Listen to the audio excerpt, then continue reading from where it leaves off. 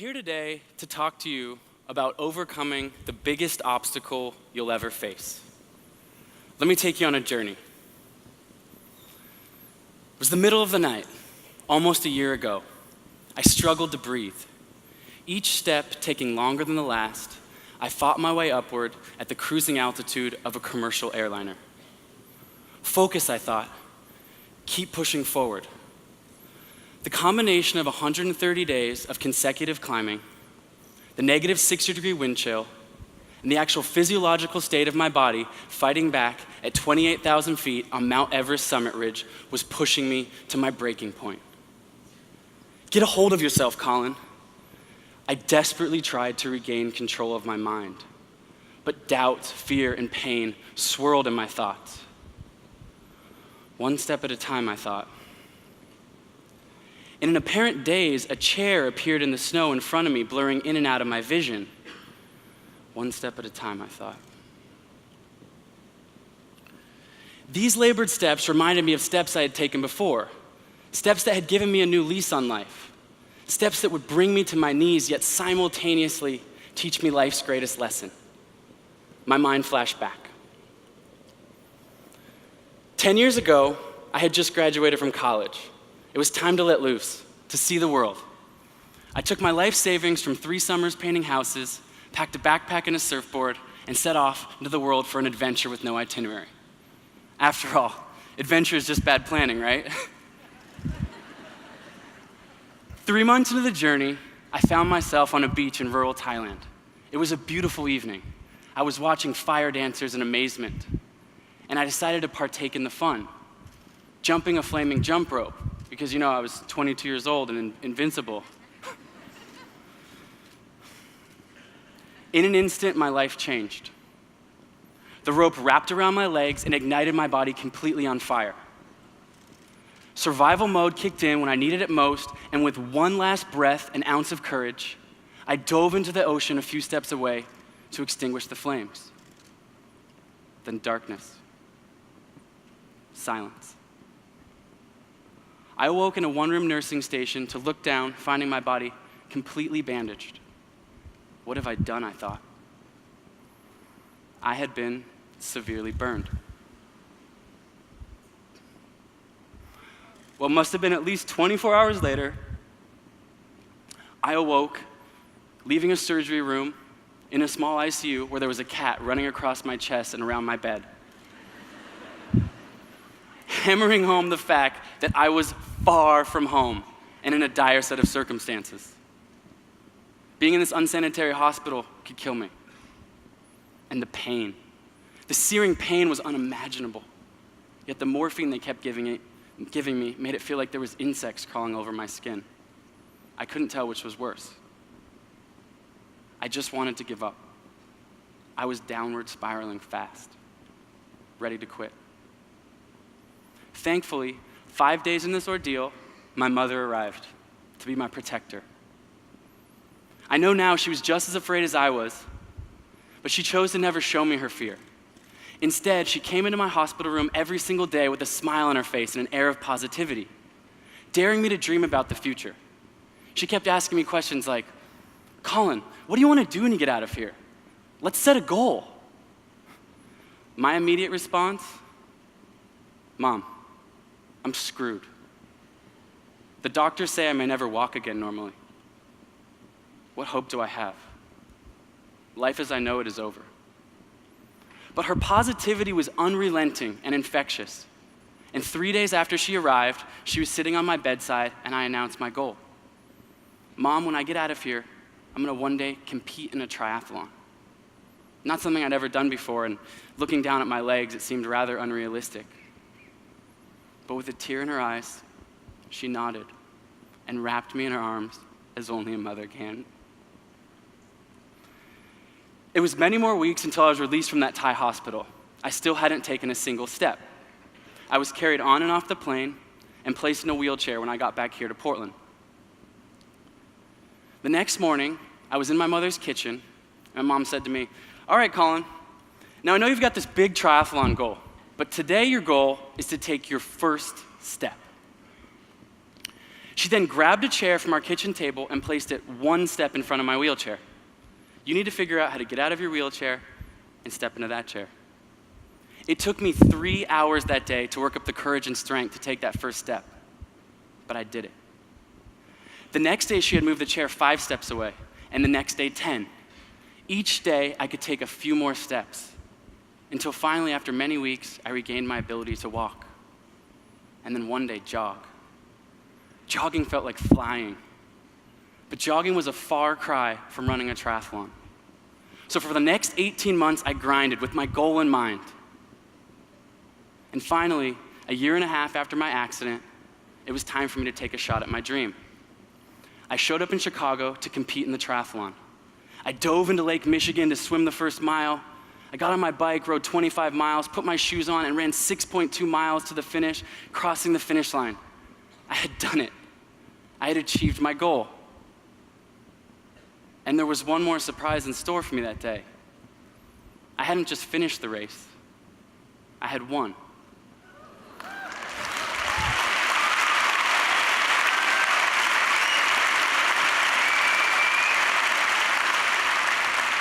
Thank you. Placing first out of more than 4,000 other participants. The first thing I thought about were those months in the hospital, imagining what would have happened had my mom not forced me to look towards the future and set a measurable goal. Through this tragedy, I'd learned an invaluable lesson. I had learned that life will test us with setbacks, but these situations aren't permanent. We have full control of our choices to keep moving forwards one step at a time. I had learned that we all have reservoirs of untapped potential and can achieve great things. The biggest thing standing in our way? Our own minds. For the next 6 years, I competed as a professional triathlete in 25 countries. And then, in the fall of 2014, I found myself at the summit of Ecuador's 3rd tallest mountain with a diamond ring in my pocket, asking my longtime girlfriend Jenna to marry me.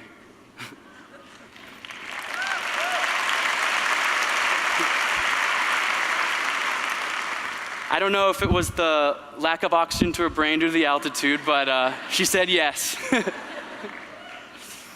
Awed and inspired by the mountains around us and wanting to set a goal larger than ourselves, we set a goal together.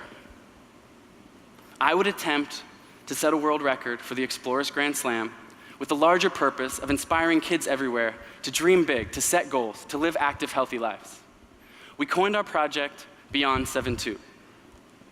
Now, the Explorers Grand Slam includes climbing the 7 summits, which is the tallest mountain on each of the 7 continents, as well as completing expeditions to both the North and South Poles. Fewer than 50 people in history had ever completed the Grand Slam, and I would aim to be the fastest. It took over a year of hard work for both Jenna and I to put our dream into reality, but finally it was time for me to leave on the adventure. Jenna, ever steady at the helm of the expedition logistics and running our nonprofit, I set off for the mountains. First destination, Antarctica. A tiny little plane landed me onto the frozen continent. The landscape was desolate and surreal. It felt like standing inside the belly of a ping pong ball, white in all directions. And the cold. The cold was something I'd never experienced before. Average temperature, negative 40 degrees.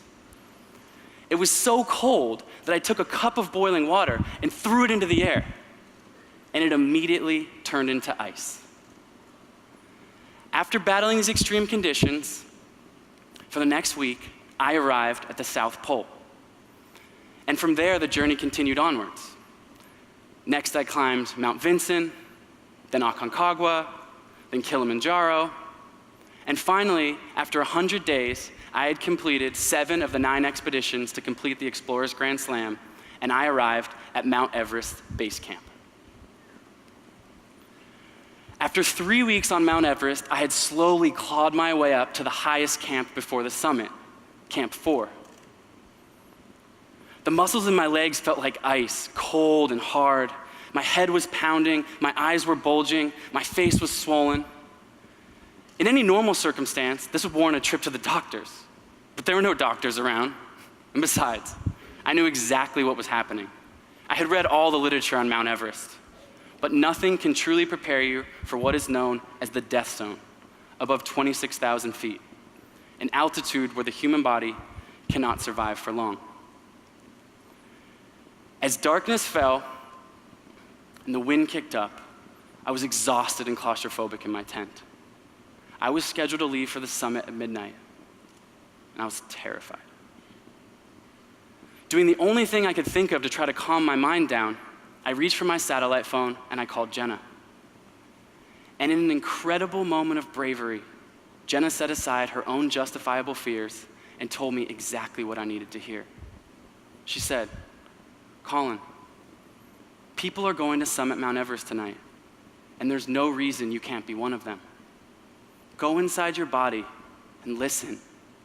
Face your fears. I know you can do it."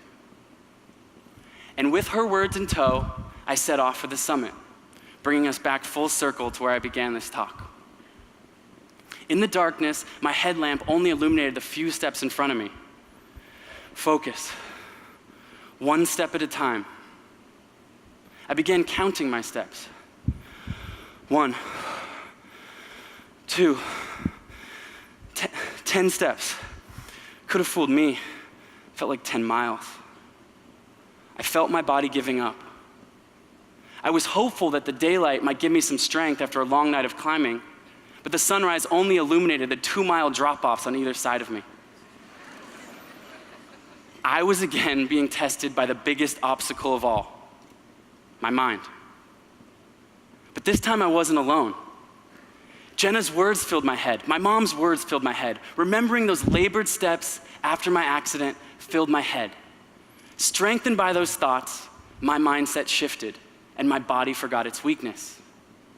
I felt the surge of energy, each step taking me closer to the summit. And after a few more hours of hard work, I gazed out on the most magnificent view from the top of the world. We got any Timbers fans out there?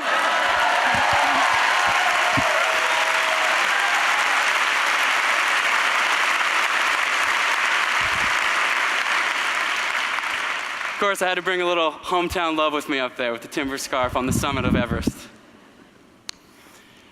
After safely descending back down to Camp 4 and crawling into my tent, I reached for my phone again to call Jenna. "How are you feeling?" she said. "Whew, I'm exhausted, but I did it. No frostbite, no injuries, I'm good." She then said something I will never forget. She said, "Colin, I need you to put your boots back on." What?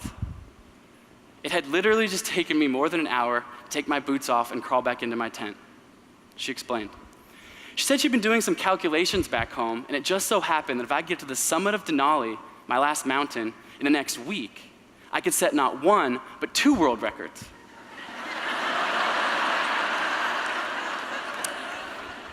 She said, "I need you to put your boots back on now. Climb back down to base camp.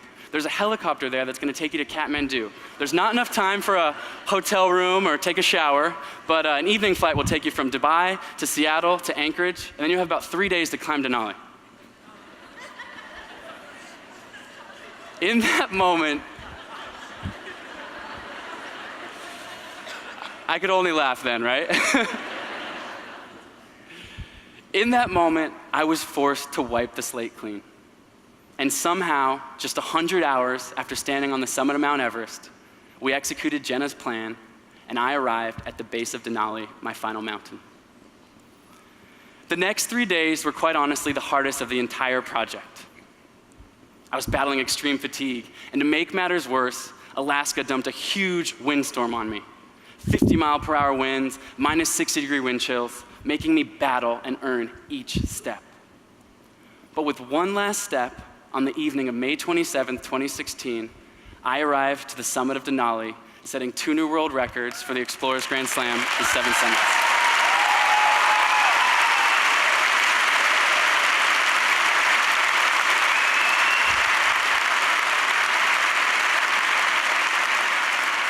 Thank you. Jenna and I together had accomplished our seemingly impossible goal. And even better, millions of kids were able to share in on the journey and the accomplishment with us, via social media, sharing with us their own goals and their own dreams for the future.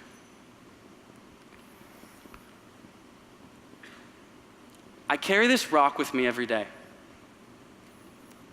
It's a small rock from the summit of Mount Everest. This rock stands for the moment I chose to keep pushing forward. This rock stands for my untapped potential.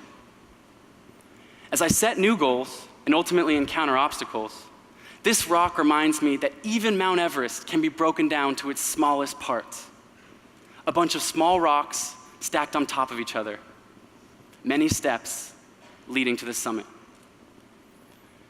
Maybe right now you're struggling in your own day-to-day life, feeling overwhelmed like it's just too much. Or maybe you have a great idea for a business you want to start or an innovation at your current job, but people keep telling you it's not possible. Or maybe you've been badly injured in an accident and you're not sure that you can recover from it. You see, tragedy and other great obstacles befall all of us. And in these moments, our minds are flooded with doubt. We ask ourselves questions like, should I give up? Is this even possible? Or why me? Leading us to a negative mindset. But we don't have to stay there. The only question that we have when facing great obstacles is, how will you respond? You have a choice. And when you shift your mindset towards the positive, you will quickly realize that there is a reservoir of untapped potential waiting to be released by you. Look, I'm just a regular guy from Portland, but I can confidently tell you this. Achievement is not for the select few. Achievement is simply for those who never quit. It is for those who set goals. It is for those who put the most steps in front of the others. Achievement is for those who can overcome the greatest obstacle of all, their mind. So set a goal. Take the first steps. The chair is right in front of you. And when your steps get you there, push the chair further. When you feel like giving up, put your boots back on. Let go of fear. Remember this story. And remember this rock. And watch as your rocks stack up to the summit of your Mount Everest. Thank you very much. Thank you. Thank you. Thank you.